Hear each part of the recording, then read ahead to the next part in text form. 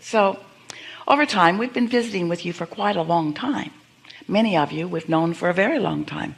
Even in this room, we've been gathering together for years. And you've listened to us talk to you about how to cope with your now reality, and how, when you know what you don't want, to find a thought that feels a little better about what you do want.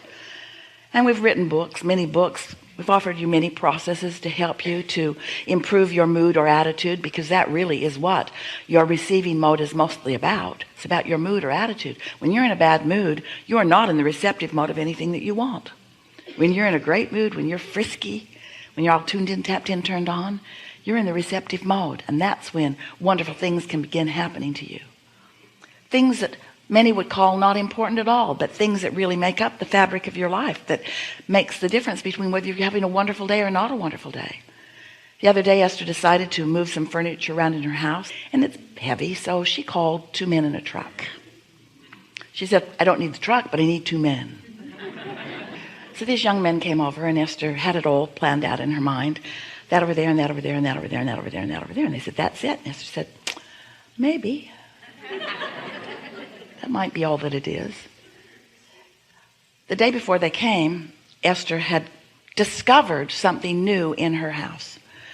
House that she and Jerry bought in 2007, her new house, 10 years old, and she just figured the music system out. And it's awesome. So she's playing around with it, and she discovers, because of the receptivity to the outside world, that she had many, many different genres of music. And so she was going through them, and she spent about 15 or 20 minutes on each one. She really wanted to hear what kind of things were happening in each of those locations on her dial. And she ran across rap. Boom. Oh, so exhilarating. So she listened and she listened and moved around, turned it on in all of the locations, every room in the house, every garden, under every bush and tree, out in the courtyard, down the driveway, everywhere. And there are dials all around the house so that you can adjust the volume everywhere. Up, up, up, up, up. Oh, intoxicating. The next day, these young men are there, and they're moving things around for Esther, and they're all having a good time. And they ask Esther, what do you do? And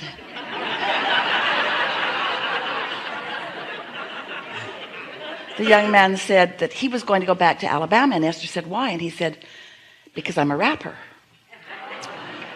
And Esther said, I'll be right back. It was all ready for them. She just pushed the button, boom! The entire neighborhood. His eyes got so big. And he said to Esther, well, what do you do? And Esther said, I'm a teacher. And he said, what do you teach? And Esther said, I teach rap.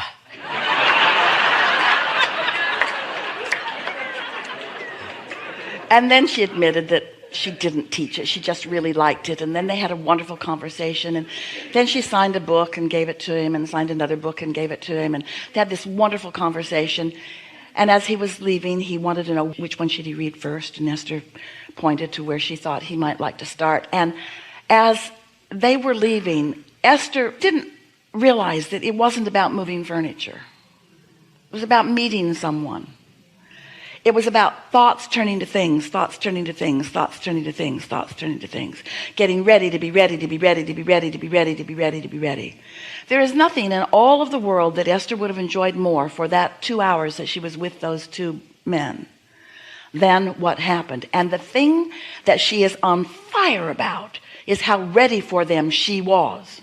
Now, how does somebody get ready for something that's going to happen tomorrow? It's not really tomorrow. It's all in the vortex, and it's all now, and it's all in the process of becoming. And your inner being knows where you stand in relationship to everything you want, and where everyone else stands in relationship to what they want and to what you want, and how to put it all together. And when you are in the receptive mode, then you're just in the right place at the right time, receiving the thoughts that all fit together. There are so many who would call that coincidence, or just, and a coincidence, we would call it a coincidence. It's a co-creative incidence. In other words, it's when you're tuned in, tapped in, turned on, and so are they. And so the world is awash with those like you who are looking for cooperative components. And sometimes they're in the receptive mode and sometimes they're not. And sometimes you're in the receptive mode and sometimes you're not, but you could be in the receptive mode so much more. You could be experiencing so many, many more experiences where you're tuned in, tapped in, turned on.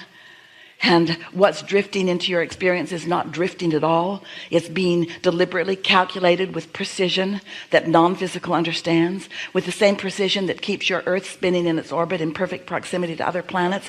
We're not kidding you at all. You are cared for beyond our ability to describe it to you with these words. We just want you to know that you've created a vibrational reality that is ripe and ready for you. And with just a little bit of decision to quiet your mind enough that you can eliminate or alleviate the vibrational clutter that keeps you from being in the receptive mode. So all of these processes that we've written to help you move up the emotional scale. Processes when you're in despair to help you move up to at least revenge. Feels so much better than despair.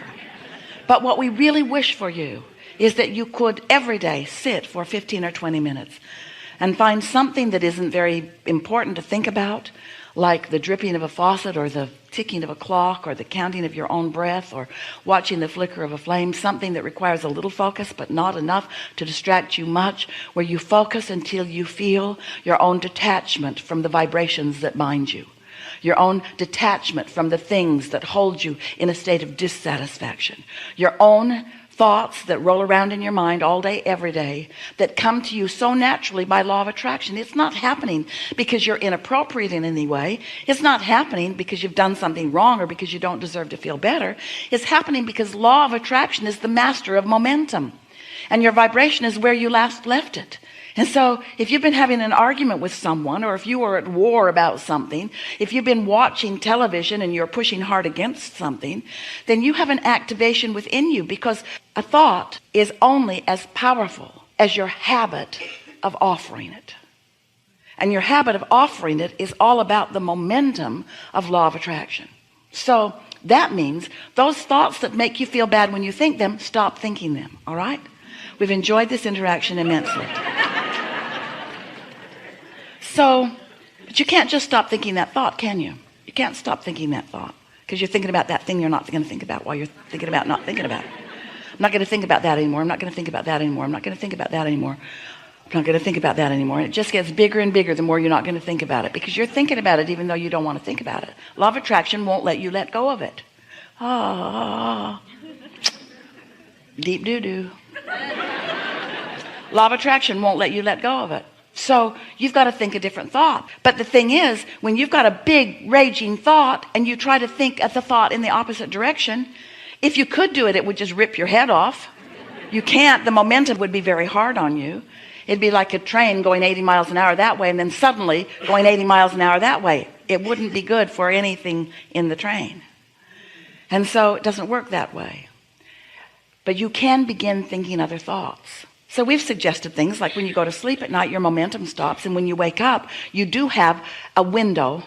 It's about 2 seconds. A window where you can choose a different train of thought, but you usually don't. You usually wake up, look around, get reminded about what is, and go right back to that vibrational pattern.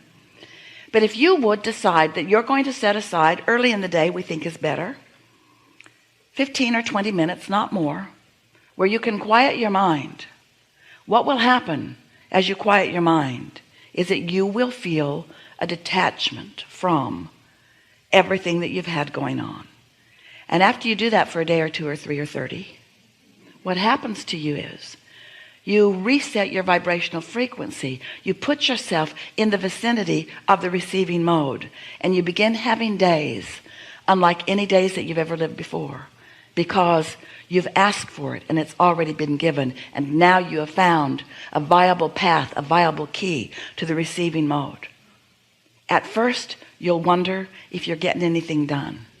At first, it will feel hard to empty out your head because law of attraction keeps wanting to bring things back into it. But if you will just sit there, just softly, don't beat up on yourself, just breathe again, Focus upon your breathing. Let yourself feel the detachment from these thoughts. You will find yourself in a very short period of time in alignment with who you really are. And in that alignment, now here's the thing. When you first get in alignment with who you really are, it is logical that you would now know all that you know. That's what's going on here with Esther. She's in alignment with all that we are, and all that we know now is accessible to you and to Esther from us. She's in alignment. The momentum is there. But in the beginning for you, even though your alignment is just as extreme as Esther's is now, your ability to translate, your ability to receive, not quite yet up to speed, maybe. And the momentum of that alignment, not quite up to speed, maybe. So at first when you meditate, that's why you don't really want to do it that much, is because it's not very satisfying, because it's kind of like nothing for a little while. No thought.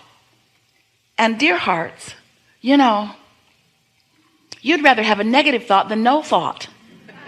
Because you like momentum, you like feeling like you're getting stuff done. But we want to sort of do a sales job the other way just for a little while and help you to receive personally the benefit of no thought. The benefit of no thought is that you can find that mindless place where law of attraction can help you then to come into alignment with your inner being. And if you're able to stay there for just a little while, what happens is that momentum of that no thought will become greater and greater until something will occur to you. Esther's laughing because when she sits to meditate, often those first thoughts that come are images or ideas about silly things like moving furniture around. She thought, maybe I should work on world peace. Nah, I'll just move my furniture around. Because that was something that she could receive. You see what we're getting at? Now, it doesn't take very long when you allow yourself to just receive whatever it is to realize, and this is the thing that we want you to know, this is the key to your success in this. And we can tout the benefits of it all day long, and we usually do, and we think you get that. But this is how you know that you are in the receiving mode and that it's of benefit to you. You feel satisfaction in being there. And that satisfaction might just feel like ease and calm, or it might feel like off-the-wall enthusiasm. And ease and calm is perfect alignment, and off-the-wall enthusiasm is also perfect alignment. But what's the difference between off-the-wall enthusiasm and that feeling of peace and calm and ease? It's just momentum. So if you get there and you allow yourself to stay there, law of attraction will bring you more and more and more and more momentum. And so those vibrations at first will be feelings. They might even be images for many of you. But they will be satisfaction if you'll just try it for a week or so. You will feel satisfaction. And then if you keep it up, then you've been meditating, you received that feeling, and now your thoughts are beginning to flow. And now your timer goes off. Esther sets a timer because she really doesn't want to give more than 15 or 20 minutes to this. Sometimes it takes 14 minutes to get there, depending on what's going on in your mind. But then, if you begin the day like that, what begins to happen is, through your day, you will begin to notice better timing than you've ever lived. More ideas coming into your mind. More ideas occurring to you. And you may be tempted to say, I thought the best thought. Or you might say, I had the best idea. And then in time, you'll begin saying, I received the best idea. I'm in the receiving mode, because your inner being knows where you stand in relationship to everything you want, and knows, and here are the operative words, knows what your path of least resistance is to get you there. Which means your inner being might give you the idea that you want to move some furniture around. Even though your inner being knows that you're going to move the furniture around with someone who's looking for what you know. And your inner being also knows that you might want a sort of comfortable opening, getting to know each other, because you're a few decades older than they are.